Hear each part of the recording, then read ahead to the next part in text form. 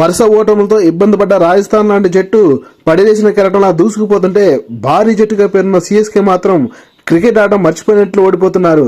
శనివారం ఢిల్లీ మరియు చెన్నై మధ్య జరిగిన మొదటి మ్యాచ్ లో సిఎస్కే బోల్తా పడింది. మొదట బ్యాటింగ్ వచ్చిన ఢిల్లీ ఆరంభంలో వికెట్ కోల్పోయినప్పటికీ ఇండియన్ బ్యాటర్ కేఎల్ రాహుల్ 77 పరుగుల సమయోచిత బ్యాటింగ్ తో అదరగొట్టాడు.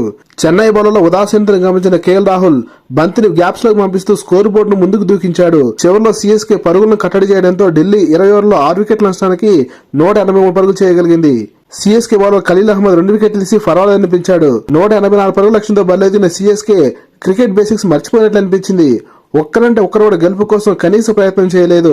విజయ్ శంకర్ 69 పరుగులు మరియు ఎంఎస్ ధోని 30 పరుగులతో అజేయంగా ఉన్నప్పటికీ భారీ షాట్ ఆడలేకపోయారు. దీంతో సిఎస్కే పై ఢిల్లీ 25 పరుగులతో ఘన విజయాన్ని నమోదు చేసింది. శనివారం సాయంత్రం జరిగిన రెండో మ్యాచ్ లో టేబుల్ టాపర్ పంజాబ్ ను మట్టి కల్పిస్తూ రాజస్థాన్ అద్భుత విజయాన్ని నమోదు చేసింది. మొదట బ్యాటింగ్ వచ్చిన రాజస్థాన్ ఓపెనర్స్ ఈసారి పట్టుదలను ప్రదర్శించారు. ఇన్నింగ్స్ 11వ ఓవర్లో 38 పరుగులు చేసిన సంజు శాంసన్ మొదటి వికెట్ లో వెనుదిరిగాడు. 45 బంతుల్లో 3 ఫోర్లు 5 సిక్సర్లతో 67 పరుగులు చేసిన యశస్వి జైస్వాల్ మరియు రియాన్ పరాగ్ 40 పరుగుల మెరుపు ఇన్నింగ్స్ తో రాజస్థాన్ 20 ఓవర్లలో 4 వికెట్ల నష్టానికి 205 పరుగులు భారీ స్కోర్ సాధించింది.